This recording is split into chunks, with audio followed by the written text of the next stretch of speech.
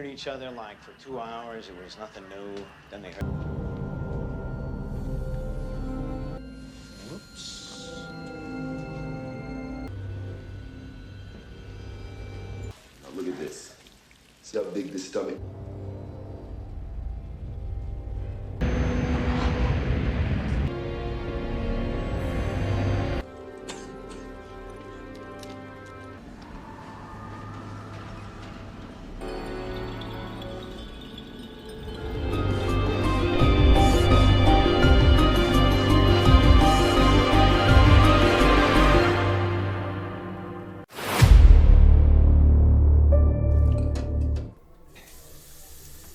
Film ini dibuka dengan memperlihatkan sosok detektif senior bernama William. Ini keduanya akhirnya satu suara bahwa kasus ini memang benar pembunuhan yang terencana.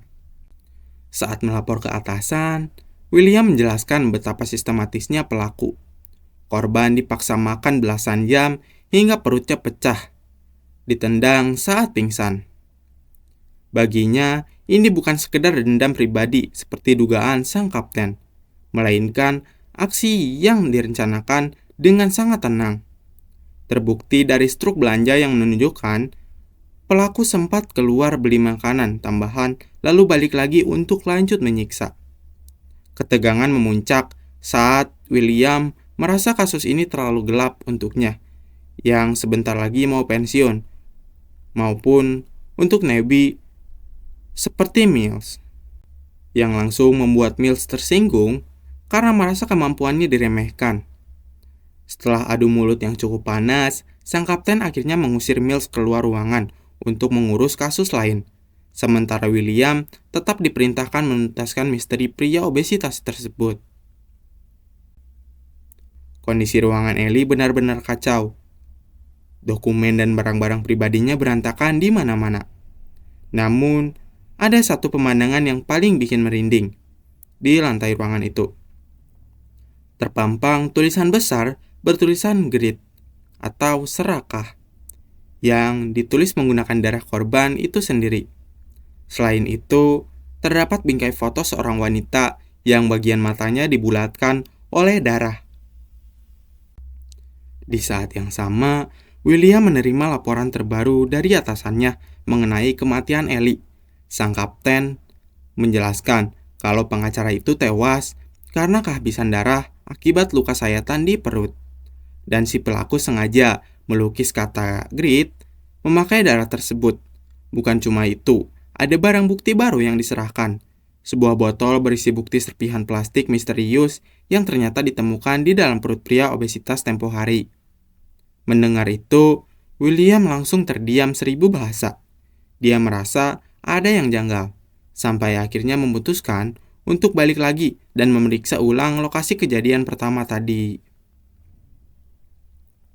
Di tengah suasana rumah korban yang pengap dan gelap, William mulai memeriksa area dapur, tepatnya di bagian kulkas korban. Awalnya dia tak menemukan apa-apa, sampai pandangannya tak sengaja jatuh ke lantai lamanya. Baru saja Mills duduk untuk mulai menganalisis dokumen, telepon di mejanya berdering. Ternyata itu dari Tersi, istrinya, yang meminta agar William ikut makan malam di rumah mereka. Walau awalnya sempat menolak, William akhirnya setuju karena Tracy memaksanya dengan sangat ramah, membuat William gak enak hati. Sesuai janji, William datang ke apartemen pasangan muda itu dan disambut hangat oleh Tracy. Suasana makan malam pun berjalan akrab. Mereka bercerita santai soal pernikahan, pekerjaan, hingga masa lalu William yang selalu gagal menikah karena dianggap membosankan oleh pasangannya.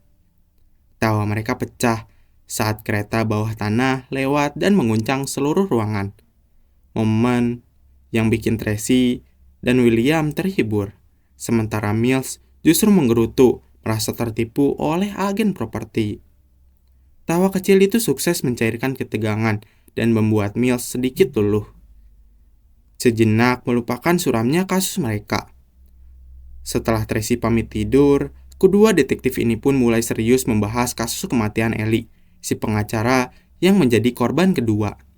meja ruang tamu rumah Mills jadi saksi bisu saat kedua detektif ini, William dan Mills mengunjungi rumah sakit untuk mengecek kondisi Victor yang sangat memprihatinkan. Di ruang ICU, Victor tampak bagaikan kerangka hidup yang dikelilingi berbagai peralatan medis demi menjaga denyut nadinya yang sangat lemah. Dokter menjelaskan keadaan Victor di mana ia telah dipaksa nggak bergerak selama bersetahun penuh, hingga otot dan tulangnya hancur. Pelaku secara sistematis menyuntikkan berbagai antibiotik, hanya agar korban nggak mati karena infeksi sebelum waktunya. Bahkan Victor diketahui sampai menggigit lidahnya sendiri, hingga putus. Saat William menanyakan peluang kesembuhannya, dokter menegaskan bahwa harapan itu sudah sirna. Saking traumatisnya kondisi Victor. Cahaya senter pun bisa membunuhnya karena shock dan otaknya pun juga sudah rusak. Bagi dokter tersebut, Victor sedang berada dalam penantian menuju kematian setelah melewati penderitaan yang tak terbayangkan. Malam itu, William sedang sendirian di apartemennya. Ketika mendapat telepon dari Tracy, istri Mills, Tracy mengaku merasa kesepian dan butuh teman bicara. Ia memohon agar William mau menemuinya keesokan pagi. Wanita itu mengaku bahwa ia hanya mengenal William di kota itu selain suaminya. William pun setuju setelahnya. Pada Jumat pagi, William menemui janji bertemu dengan Tracy di sebuah kafe. Awalnya mereka hanya berbincang ringan, hingga akhirnya Tracy mengungkapkan keresahannya tinggal di kota yang keras ini. Dengan berlinang air mata, ia mengaku sedang hamil, namun belum berani memberitahu suaminya karena merasa nggak sanggup membesarkan anak di lingkungan yang begitu kejam. William terdiam cukup lama sebelum berbagi rahasia kelamnya. Ia dulu pernah hampir memiliki anak, namun karena ketakutan yang sama terhadap dunia, ia membujuk kekasihnya untuk menggugurkan kandungannya. Keputusan yang ia sesali seumur hidup. Dengan tulus, ia menasihati wanita itu bahwa jika ingin mengakhiri kehamilannya, jangan pernah beritahu Mills. Namun, jika memilih melanjutkannya, ia harus mencintai anak itu sepenuh hati. Tracy pun terharu dan berterima kasih pada William. Setelah itu, William kaan. Mereka pun datang ke sebuah restoran. Setelah dari perpustakaan, di sana William dan Mills bertemu dengan Bob, salah seorang agen FBI. William menyuapnya untuk membantu penyelidikan mereka di perpustakaan, karena FBI memiliki akses daftar bacaan seorang untuk memperhatikan gerak-gerik mereka. Melalui data peminjam buku bertema moralitas ekstrim, mereka menemukan nama mencurigakan, Jonathan Doe. Begitu tiba di alamat apartemennya, seorang pria misterius tiba-tiba muncul di ujung lorong dan memerodong mereka dengan tembakan. Sosok itu tak lain adalah Doe sendiri. Aksi kejar-kejaran yang menegangkan pun pecah di tengah guyuran hujan lebat. Ketika berhasil mengejar sang pelaku sampai ke sudut kota, Mills yang lengah tiba-tiba dipukul kepalanya oleh Doe dari atas. Doe berhasil menyudutkan Mills dengan menodongkan pistol ke kepalanya. Namun, secara mengejutkan, ia memilih untuk melepaskannya dan menghilang di kegelapan. Beberapa menit kemudian, William menemukan Mills dalam kondisi basah kuyup dan diselimuti amarah hebat karena gagal membekuk pelaku, dan pergi menemui William yang tengah membaca catatan-catatan milik Doe. Di sana tertulis bagaimana sikap aneh Doe terhadap interaksi manusia lainnya. Setelah itu, tiba-tiba saja telepon di apartemen itu berdering. Mills mengangkatnya dan suara Doe terdengar dari seberang sana, dengan tenang sekaligus dingin. Ia memuji kerja keras mereka, meminta maaf karena telah melukai Mills, dan mengatakan akan menyesuaikan jadwal karyanya. Sebelum menutup telepon, ia memberi peringatan misterius bahwa ia nggak ingin merusak kejutan berikutnya. Kedua detektif itu menginspeksi foto-foto korban kembali. Foto seorang wanita yang tampak seperti seorang profesional membuat mereka berniat untuk menyelidikinya pada keesokan harinya. William dan Mills mendatangi sebuah toko kulit bernama Will Bill, tempat Do terakhir kali bertransaksi. Pemilik toko mengungkapkan bahwa Do datang dengan kaki pincang untuk memesan alat yang sangat aneh. Sabuk logam yang dilengkapi pisau tajam pada bagian kemaluan. Si pemilik awalnya mengira Do hanyalah seorang seniman pertunjukan ekstrim yang sedang menyiapkan aksi panggung unik. Namun penyelidikan mereka terputus oleh telepon darurat dari markas. Seorang wanita pirang ditemukan tewas mengenaskan di lantai atas sebuah yang mereka temukan di apartemen Do. Di seberang mayat wanita itu, terdapat seorang pria yang menjerit histeris dalam trauma yang mendalam. Akhirnya, pria itu dibawa ke ruang interogasi bersama sang penjaga toko Will Bill. Pria yang ketakutan itu mengungkapkan kengerian yang dialaminya. Do muncul dan menodongkan pistol tepat di mulutnya, memaksanya mengenakan sabuk logam berpisau itu. Di bawah ancaman nyawa, ia dipaksa melakukan tindakan keji terhadap wanita tersebut hingga sang korban tewas dengan cara yang tak terbayangkan. Isak, tangis pria itu pecah saat ia mengingat bagaimana sensasi dingin moncong senjata menekan tenggorokannya, memaksanya menjadi instrumen pembunuhan.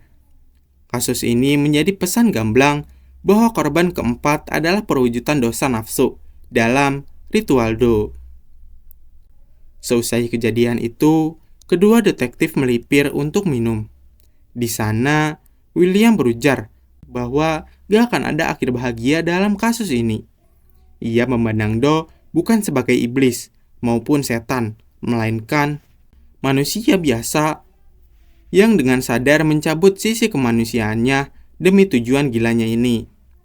Mills yang tersulut emosi menuding William sudah kalah oleh rasa apatis dan muak. Dengan tenang, William membalas bahwa menjadi apatis adalah jalan pintas yang paling mudah diambil. Jauh lebih sulit untuk tetap peduli dan memikul tanggung jawab di tengah kegelapan. Perdebatan sengit itu memperuncing perbedaan besar di antara mereka, antara detektif yang sudah kehilangan harapan dan detektif muda yang masih percaya pada perubahan. Saat pulang, kedua detektif yang sedang kalut itu saling mencari kenyamanan dengan cara masing-masing. Mills memeluk istrinya sambil memesraan, sedangkan William yang gak bisa tidur berakhir main lempar pisau sampai larut. Do kemudian segera menjebloskan ke ruang isolasi di bawah, yang pengawasannya ketat, sambil mengamati dari balik kaca satu arah. William menyadari alasan mereka tak pernah menemukan sidik jari di apartemen pelaku. Do telah menyayat habis kulit di ujung jarinya. Penyelidikan latar belakang pun nihil. Gak ada identitas, riwayat pekerjaan maupun kredit. Hanya aliran uang tunai yang selama 5 tahun terakhir. Bagi William, Do adalah sosok berpendidikan tinggi yang kewarasannya telah lenyap. Sementara itu, Mills merasa ada yang gak beres dengan penyerahan diri yang terlalu mudah ini. William memperingatkan bahwa permainan belum usai. Masih ada 2 dosa yang belum tergenapi dalam mahakarya berdarah ini. Ketegangan meningkat saat pengacara Do membawa pesan tak terduga. Kliennya mengaku masih ada 2 korban lagi yang disembunyikan. Mereka akhirnya menyetujui persyaratan sang pembunuh. Pagi itu, setelah memasang mic tersembunyi di balik kemeja mereka, kedua detektif itu mengawal Do yang tak bersenjata menuju lokasi yang ia klaim sebagai puncak dari segala dosanya. Diam-diam, helikopter mengikuti mereka dari atas. Di dalam mobil, keheningan yang menyesakan menyelimuti mereka. William fokus mengemudi dengan waspada, sementara Mills di sampingnya terus mengawasi Do yang duduk tenang di kursi belakang dengan tangan yang terborgol. Saat diinterogasi, Do menjawab dengan nada dingin bahwa dirinya hanyalah instrumen dari rencana ilahi yang lebih besar. Mills yang kehilangan kesabaran mulai memprovokasi Mora.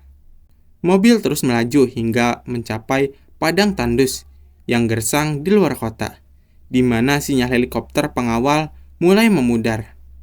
Tim udara akhirnya melaporkan posisi mereka saat Do memandu kedua detektif itu ke titik koordinat yang ia tuju.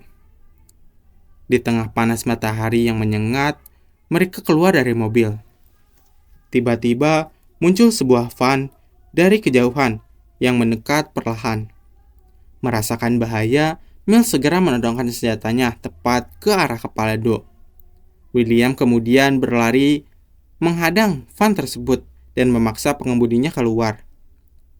Pria itu yang tampak sangat ketakutan mengaku hanya seorang kurir yang dibayar untuk mengantarkan sebuah kotak tepat waktu tanpa mengetahui isinya.